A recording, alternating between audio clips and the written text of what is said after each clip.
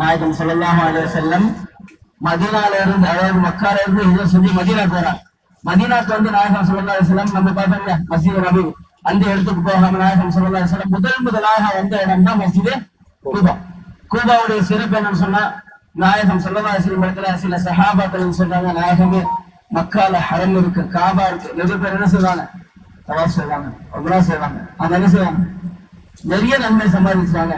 நமக்கு ஒண்ணுமே இல்லையே நாயகமே கவலைப்படுறாங்க. எதை பார்த்து? நன்மையான விஷயங்களை பார்த்து கவலைப்படுறாங்க. அவங்க என்ன செய்வாங்க, அதிகமா அமல் செய்வாங்க, அதிகமா நன்மையான விஷயங்கள் செய்வாங்க, தவாஃப் செய்வாங்க. இப்போ நமக்கு அந்த மாதிரி எதுவுமே இல்லையே அப்படின்னு கவலைப்பட்டவுடன் நாயகம் ஸல்லல்லாஹு அலைஹி வஸல்லம் மஸ்ஜித் குபாவுடைய ஒரு சிறப்பு சொல்றாங்க.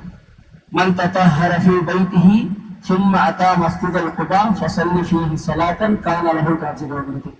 எவர் ஒருவர் தன்னுடைய வீட்டுல இருந்து ஒளி செஞ்சு பிறகு மஸ்ஜித் குபாக்கு வராங்களோ, மஸ்ஜித் குபால வந்து தொழுகிறாங்களோ, எந்த தொழுகையா இருந்தாலும் நஃபிலோட நேரமா இருந்துச்சுன்னா நஃபில், இஷ்ராவோட நேரமா இருந்துச்சுன்னா இஷ்ராவோட தொழுகை, ஃபர்லு நேரமா இருந்துச்சுன்னா ஃபர்லு தொழுகை.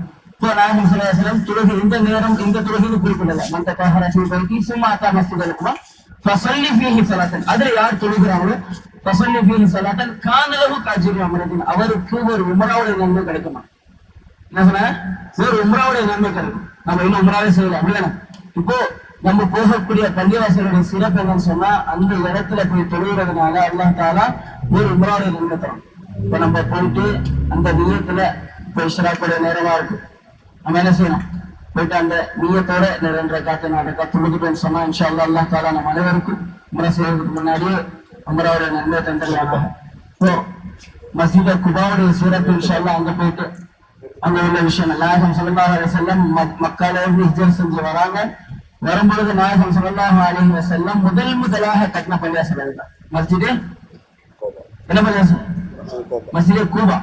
நாயகம் ஸல்லல்லாஹு அலைஹி வஸல்லம் வராங்க. நாயகம் ஸல்லல்லாஹு அலைஹி வஸல்லம் தன்னுடைய கைகளால ஒரு பள்ளிவாசலை கட்டுறாங்க. தொழுவதற்காக ஒரு பள்ளிவாசலை நியமிக்கிறாங்க. நாயகம் ஸல்லல்லாஹு அலைஹி கைகளால கட்டுறாங்க. அல்லாஹ் தஆலா குர்ஆன்ல அந்த நாயகம் ஸல்லல்லாஹு அலைஹி வஸல்லம் கட்டின பள்ளிவாசலை சிறப்புமிக்க பள்ளிவாசலை கட்டுறாங்க. அல்லாஹ் தஆலா குர்ஆன்ல சொல்றான், பிஸ்மில்லாஹிர் ரஹ்மானிர் ரஹீம், ல மஸ்ஜிதுன் உஸ்ஸிஸ அலா தக்வா மின் அவ்வல் யௌமின் அஹக்கு அன் தகும ஃபீஹி.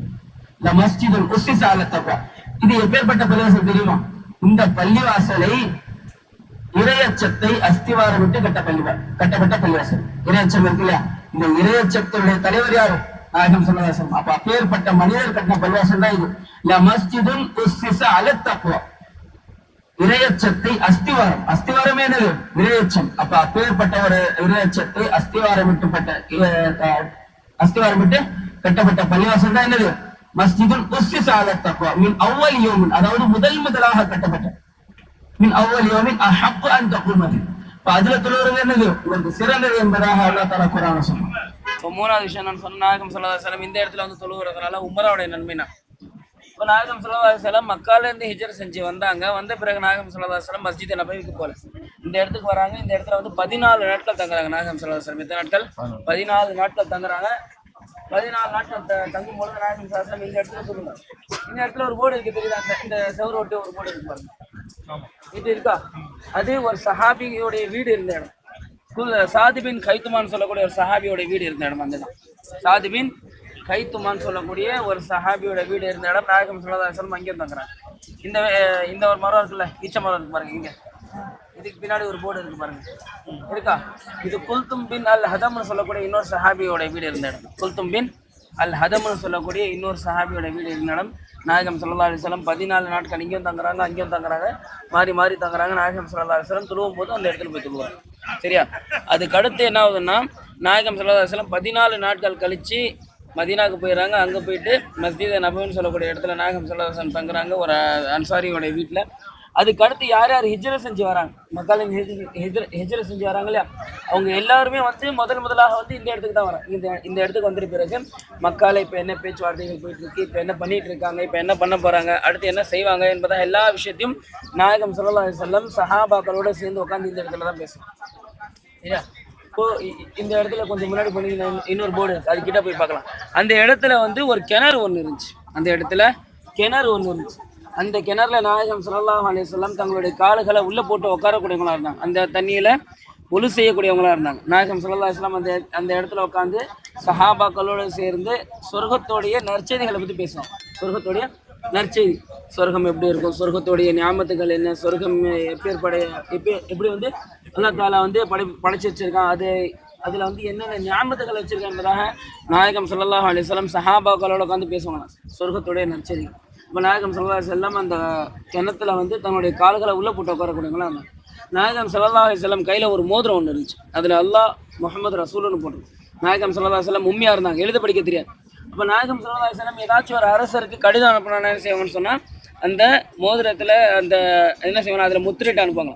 இந்த நாயகம் ஸல்லல்லாஹு அலைஹி வஸல்லம் அதில் என்ன செய்வாங்க, முத்திரிட்டு அனுப்புவாங்க. தெரிஞ்சிடும் இது நாயகம் ஸல்லல்லாஹு அலைஹி வஸல்லம் புறத்துலேருந்து வந்த லெட்டர்னு தெரிஞ்சிடும். இப்போ நாயகம் ஸல்லல்லாஹு அலைஹி வஸல்லமுடைய கையில் இருந்த அந்த மோதிரம் நாயகம் ஸல்லல்லாஹு அலைஹி வஸல்லமுடைய வஃபாத்துக்கு பிறகு யார் கைக்கு போச்சுன்னு சொன்னால் அபூபக்கர் சித்திக் ரலியல்லாஹு கைக்கு போச்சு. அவங்க ஆட்சி காலத்தில் அவங்க யூஸ் பண்ணாங்க. அதுக்கு பிறகு யார் கைக்கு போச்சு, உமர் ரலியல்லாஹு அவங்களுடைய கைக்கு போச்சு. அவங்க ஆட்சி காலத்தில் அவங்க யூஸ் பண்ணாங்க. கடைசியாக அந்த மோதிரம் வந்தது உஸ்மான் ரலியல்லாஹு கைக்கு வந்துச்சு. அவங்க என்ன செய்கிறாங்க, நாயகம் ஸல்லல்லாஹு அலைஹி வஸல்லம் சஹாபாக்கள் எப்பேற்பட்டவங்க சொன்னால் நாயகம் ஸல்லல்லாஹு அலைஹி வஸல்லம் எந்த விஷயத்தை செய்கிறாங்களோ அந்த விஷயத்தை ஆர்வம் விட்டு செய்யக்கூடியவங்களா இருந்தாங்க. அப்போது உஸ்மான் ரலியல்லாஹு அவங்களோட கைக்கு அந்த மோதிரம் வந்துச்சு. ஒரு வாட்டி என்ன செய்கிறாங்கன்னு சொன்னால் நாயகம் ஸல்லல்லாஹு அலைஹி வஸல்லம் எப்படி உட்காந்துருந்தாங்களோ அதே போல என்ன செஞ்சாங்க, கிணத்துல தன்னுடைய காலை போட்டு உட்காந்துக்கிட்டு இருந்தாங்க. அப்போது ஏதோ ஒரு ஞாபகத்தை என்ன செய்கிறாங்க, ஏதோ ஒரு ஞாபகத்தில் மோதிரத்தை கட்டுறதாகவும் மாற்றுறதாகவும் பண்ணிட்டு இருக்கோம். டக்குன்னு மிஸ் ஆகி கிணத்துக்குள்ளே இருந்துருச்சு. 3 நாள் தொடர்ந்து தண்ணி இறைக்கிறாங்க.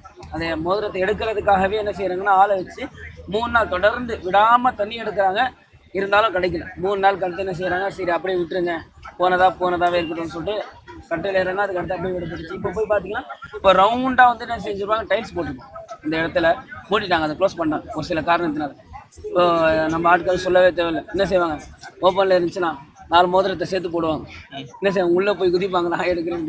என்ன காரணம் தெரியல, அல்லாஹ் ஆலம் அந்த இடத்த மூடிட்டாங்க. இப்போ கூட பார்த்தீங்கன்னா கூட அந்த இடத்த தடவி என்ன செய்வாங்க, உடம்புல தடவிப்பாங்க, அந்த இடத்துல உட்காந்துட்டு வராங்க. அதெல்லாம் பண்ணக்கூடாது. ஜஸ்ட்டு போகிறோம், அந்த இடத்த நாயகம் ஸல்லல்லாஹு அலைஹி வஸல்லம் உட்காந்த இடத்தையும் சரி அந்த கிணறு இருக்கக்கூடிய இடத்தையும் சரி பார்த்துக்கிட்டு அப்படி இன்ஷா அல்லாஹ் லோகத்தொலக போயிட்டே இருந்தாக்கா தொழுதுட்டு கரெக்டாக அந்த 17 பாருங்கள் கேட்டு அது கரெக்டாக இங்கே வந்துடுது. சரியா, யாரும் டிலே பண்ணாதீங்க. நஃபில் ரகா 2 ரகா தொழுங்க. இந்த இடத்துல தொழுகிறதுனால உமராவுடைய நன்மை கிடைக்குது. அந்த நீயத்தை வச்சுட்டு 2 ரகா தொழுதுட்டு உடனே வந்துடுங்க, யாரும் டீல் பண்ணாதீங்க. சரியா, இப்போ அந்த கிணறு போய் பார்த்துப்போம். அந்த கிணறுடைய பேர் என்ன இருந்துச்சுன்னு சொன்னால் பிஇர்ன்னு சொன்னால் கிணறு. பிஇர் அரீஸோடைய கோத்திரத்தை சேர்ந்தவங்களுடைய கிணறாக இருந்துச்சு. நாயகம் ஸல்லல்லாஹு அலைஹி வஸல்லம் அந்த இடத்துல உட்காரக்கூடியவங்க ஒளி செய்யக்கூடியவங்களா இருந்தாங்க. எப்போ நாயகம் ஸல்லல்லாஹு அலைஹி வஸல்லமுடைய மோதிரம் அதில் விழுந்துச்சோ பிஇரே ஹாத்திமா மாறிச்சு.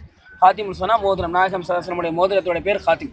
அப்போது பிஇர்ன்னு சொன்னால் கிணறு. நாயகம் ஸல்லல்லாஹு அலைஹி வஸல்லமுடைய மோதிரம் அதில் விழுந்த பிறகு பிஇரே அரீஸாக இருந்த அந்த கிணறு பிஇரே ஹாத்திமா மாறி. சரி, அப்படியே பார்த்துக்கிட்டு நம்ம உள்ளே போய் தொழுதுட்டு வந்தோம். லேடிஸை வந்து இந்த சைடாக போயிட்டு கார்னரில் போயிட்டு தொழுதுட்டு உடனே ஓடிவங்க. சரியா, இதே போல் இன்ட்ரெஸ்டிங்கான வீடியோ பார்க்க நம்ம சேனலை லைக் பண்ணிக்கோங்க.